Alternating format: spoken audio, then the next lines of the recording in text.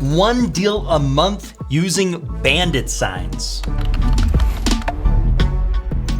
While this isn't necessarily the sexiest strategy out there, Bandit signs have been a proven source of getting deals if you do it right, and that's what we're gonna be talking about. Okay, you've probably seen them on the side of the roads. You've seen them saying, hey, please, I wanna buy your house, I'll pay out all cash. Well, why do those actually work?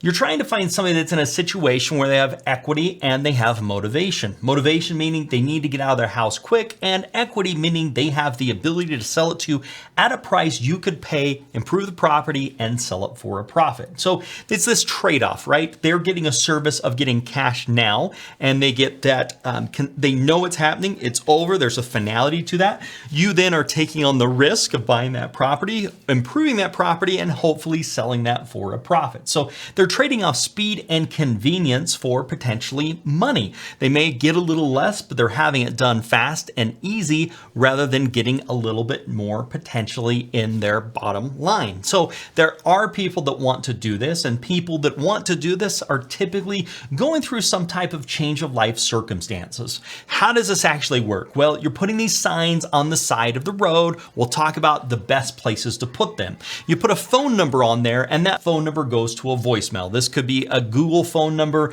This could be a service that you use where you buy a phone number for $5 a month. But basically, you're not answering those phone calls. They are going right to a voicemail.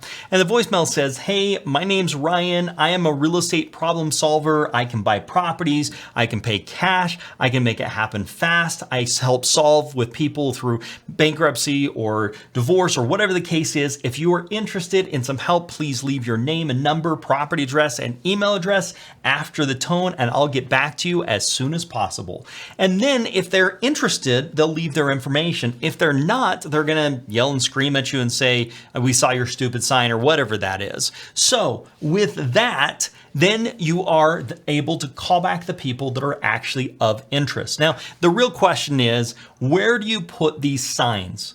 Well, the best places that I have seen is pawn shops, payday loans, somebody's doing a payday or a title loan, moving companies, moving trucks where you're going to get a U-Haul or something like that, and liquor stores tend to be the best places that I have seen for these. Now, you've got to be careful because in different areas, there's different sign ordinances of what you can put up and what you cannot. So you've got to be careful for that because they may take the signs down and you'll lose the cost of those signs that you paid to actually get them and the time putting them out there. So the question is how do you manage this on an ongoing basis? I think the best way to do that is to decide where are the best places to put your signs. Be strategic about them. And then you actually want to go get the signs printed and make sure you do it on the corrugated plastic so they're cheap, easy, and disposable if there is a problem or they get taken. It's not that big of a deal because I'll tell you, they are going to get taken. There are going to be problems. They are going to blow away. So you want to make sure that you have that so you can replace them. Once you decide which areas you want to select and put these in, then you go and put them in and you go back once a week and make sure those signs are still there. And if not, you're going to put up a new one. Now, the question I get asked frequently is, what do I put on the sign?